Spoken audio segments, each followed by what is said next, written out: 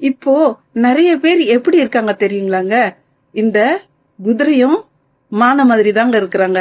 என்ன குதிரை மானு சொல்றேன்னு கேக்குறீங்களா? இதோ சொல்றேன் கேளுங்க.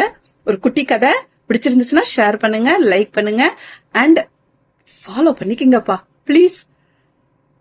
ஒரு காட்டுல ஒரு மானு, அது என்ன கொம்பு மான் அண்ட் குதிரை இருந்துச்சு.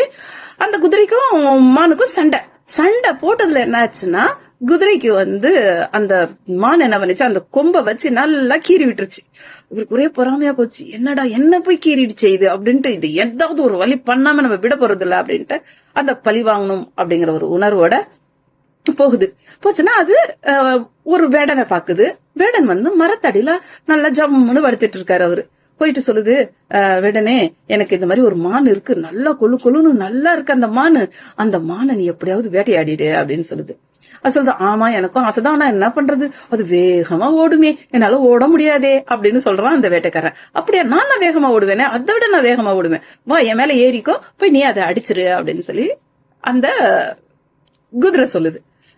அப்போ அந்த வேட்டையவன, சரி நான் உன் மேல ஏன்னா நான் விழுந்துருவேன், நான் உனக்கு கடிவாளம் போட்டு கட்டியா கெட்டி நான் உன்னை பிடிச்சாதான் என்னால உட்கார முடியும் அப்படின்னா, சரி போட்டுக்கோ அப்படின்னு சொல்லு. சரி என்ன போட்டுறான். போட்டுட்டு மேல ஏறி ஓடுறாங்க. நல்ல வேகமா ஓடி அந்த மானை பிடிச்சு அடிச்சிடுறாங்க. இந்த குதிரைக்கு ஒரே சந்தோஷம், அப்பா என்ன கிழிச்சல்ல அப்படிங்கிற மாதிரி அதுக்கு ஒரே சந்தோஷம். அப்புறமா என்ன பண்ணா, வேடனே நீ மானை எடுத்துக்கோ, எனக்கு இதை கழட்டி விடு, நான் போகணும் அப்படின்னு சொல்லுது.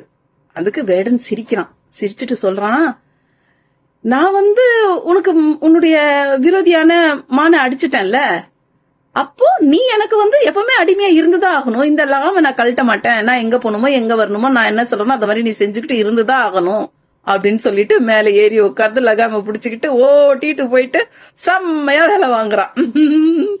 இது எதுக்கு நான் சொல்றேன் அப்படின்னு சொன்னாக்கா, இப்ப இருக்கிற காலகட்டம் அவங்க கிட்ட அது இருக்கு, இவங்க கிட்ட இது இருக்கு. ஒண்ணு, அவன் இத சொல்லிட்டான், இவன் இத சொல்லிட்டான், அவனை ஏதாவது ஒரு வழி பண்ணணும் அப்படின்னு நினைச்சிட்டு அவனை ஏதோ நம்ம பண்றது இல்ல, அவன் பாட்டுக்கு அவன் வேலையை பார்த்துக்கிட்டு அவன் நிம்மதியா தான் இருப்பான். நீங்க தான் அன்வான்டா போய் மாட்டிப்பீங்க. எதுல மாட்டுவீங்க? கடன்ல போய் மாட்டுவீங்க.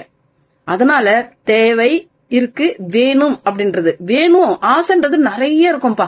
இது வேணும் அது வேணும் அது வேணும்னு நிறைய ஆசை இருக்கும். ஆசைப்படாதீங்க சரிங்களா? பொறாமப்படாதீங்க. உங்களுக்கு நீங்க உழைக்கிறத வச்சுக்கிட்டு நீங்க வாழ்ந்தீங்கன்னா இந்த மாதிரி ஒரு பிரஷரே வராதுங்க. நிறைய நான் காலையில இருந்து எழுந்து நைட்டுக்கு தூங்க வர வரைக்கும் நான் பாக்குற ஒரே விஷயம், கேக்குற ஒரே விஷயம், கஷ்டமா இருக்கு, ஸ்ட்ரெஸ்ஸா இருக்கு, இந்த லோனு கட்டணும் அந்த லோனு கட்டணும். ஏன்பா வாழ்க்கைய இப்படி வீணாக்கிக்கிறீங்க?